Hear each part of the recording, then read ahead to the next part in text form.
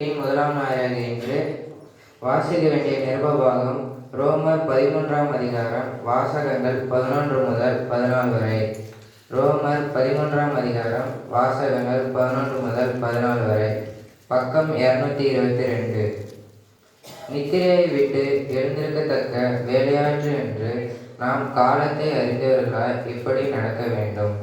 நாம் விசுவாசிகள் ஆனபோது ரட்சிப்பு சமயமாயிருந்ததை பார்க்கிலும் இப்பொழுது அது நமக்கு அதிக சமயமாயிருக்கிறது.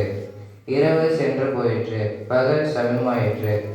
ஆகையால் அந்தகாரத்தின் கிரைகளை நாம் தள்ளிவிட்டு ஒளியின் ஆயுதங்களை தரித்து கொள்ள கடவோம்.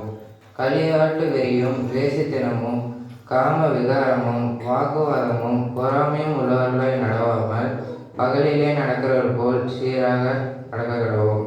துர்இச்சைகளுக்கு இடமாக உடலை பேணாமல் இருந்து கர்த்தராகிய இயேசு கிறிஸ்துவை தரித்துக் கொள்ளுங்கள். வாசிக்க வேண்டிய நிருபபாகம் வாசித்தாயிற்று. தேவனுக்கே மகிமை உண்டாவதாக.